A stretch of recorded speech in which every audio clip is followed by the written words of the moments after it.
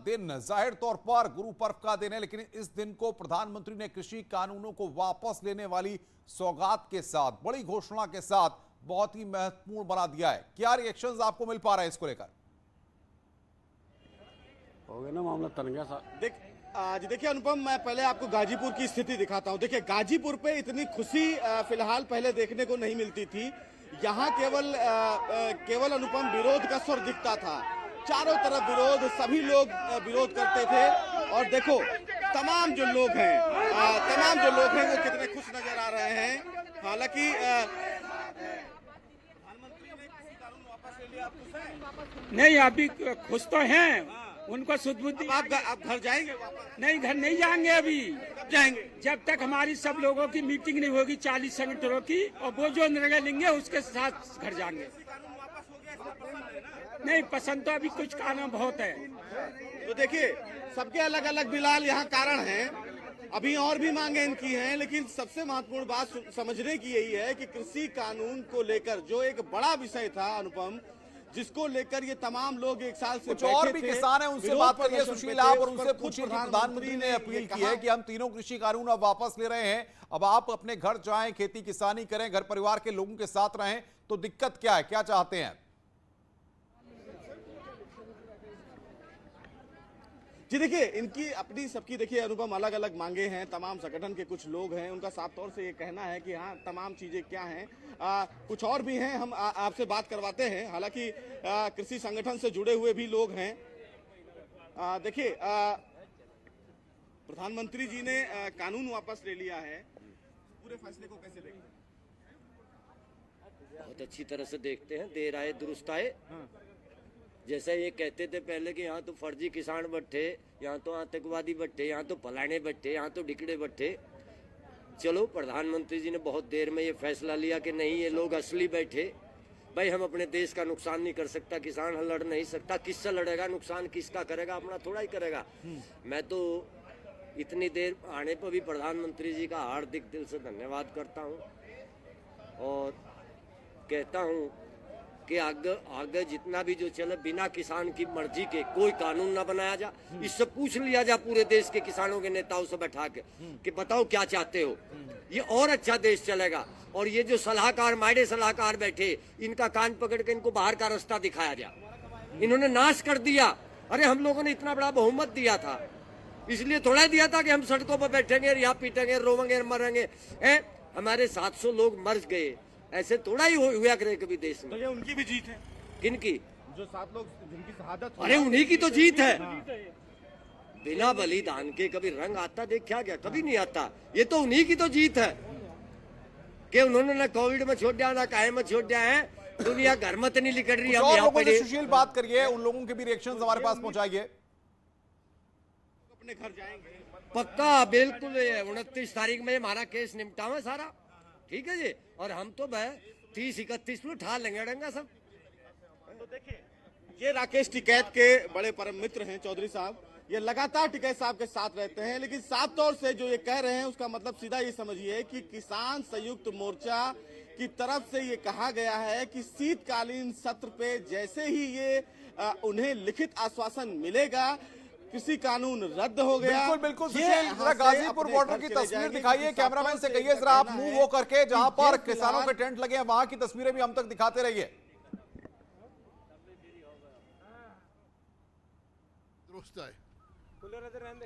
देर है दुरुस्त है। ਅਸੀਂ ਜਿਸ ਦਿਨ ਬਣੇ ਸੀ ਉਸ ਦਿਨ ਤੋਂ ਹੀ ਕਾਂਗਰਸ ਕਹਿ ਰਹੀ ਹੈ ਵੀ ਗਲਤ ਕਾਨੂੰਨ ਨੇ ਵਾਪਸ ਲੈਣੇ ਪੈਣਗੇ, ਪਰ ਚਲੋ ਜੇ ਉਹਨਾਂ ਨੂੰ ਸਾਲ ਸਵਾ ਸਾਲ ਪਿੱਛੋਂ ਪਰਮਾਤਮਾ ਨੇ ਸੋਧੀ ਦਿੱਤੀ ਹੈ, ਵੈਲਕਮ ਕਰਨੇ ਆ।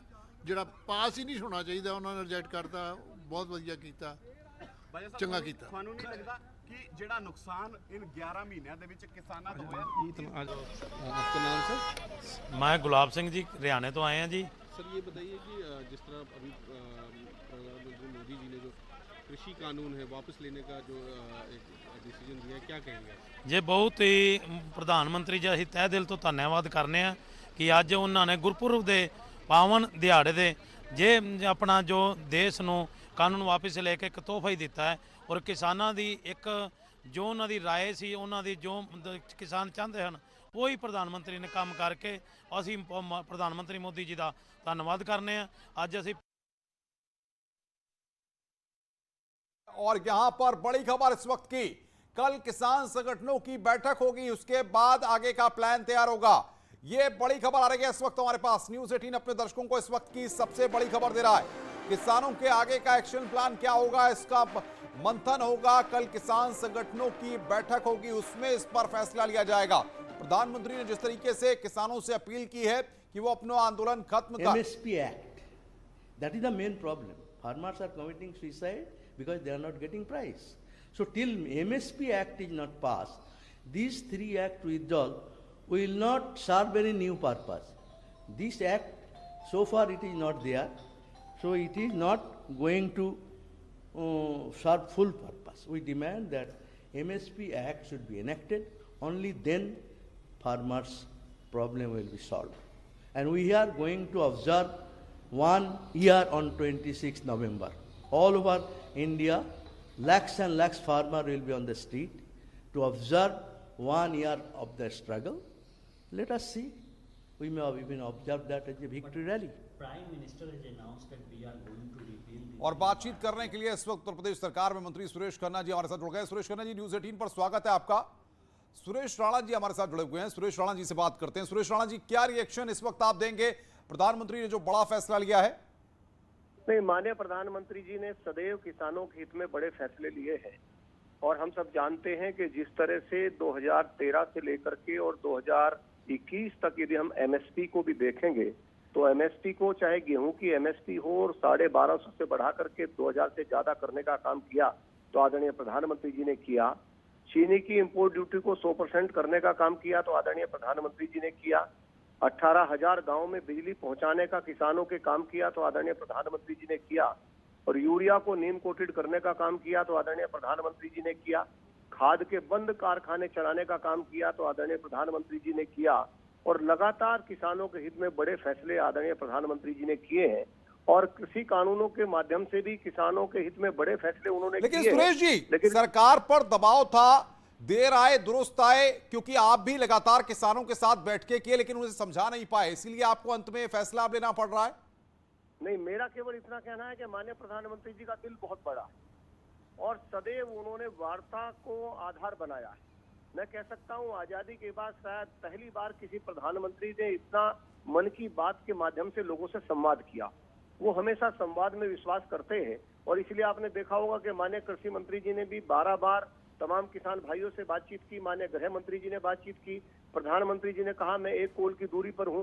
सदैव उन्होंने किसानों को अपने मुख्य एजेंडे में रखा है, किसानों को अपने मुख्य धारा में रखा है और हमेशा उन्होंने किसानों की आय दोगुना हो इसके लिए प्रयत्न किए हैं। मैं माननीय प्रधानमंत्री जी का हृदय से आभार व्यक्त करता हूं कि सदैव उन्होंने किसानों को मुख्य एजेंडे में रखा लेकिन है। सवाल ये, अब सपा, बसपा और कांग्रेस और आरएलडी, ये तमाम दल जो लगातार आप पर सवाल खड़े कर रहे थे, ये कहेंगे अब उनकी जीत है। ये कहेंगे कि भारतीय जनता पार्टी ने पहले किसानों की नहीं सुनी और अब देखिए जब चुनाव आया तब किसानों की सुध लेने के लिए ये फैसले वापस ले लिए। नहीं, सपा बसपा आरएलडी की जहां तक आपने बात की, अन्य दलों की जहां तक बात की, तो लगातार भोले भाले किसानों के कंधे पर बंदूक रख करके चलाने का बहुत सारे दलों ने प्रयास किया है। स्वयं राहुल गांधी जी ने कहा था कि हम एपीएमसी एक्ट में संशोधन करेंगे, लेकिन उनके अंदर हिम्मत नहीं थी संशोधन करने की। आदरणीय प्रधानमंत्री जी ने साहस के साथ संशोधन किया तो उन्होंने राजनीति प्रारंभ कर दी।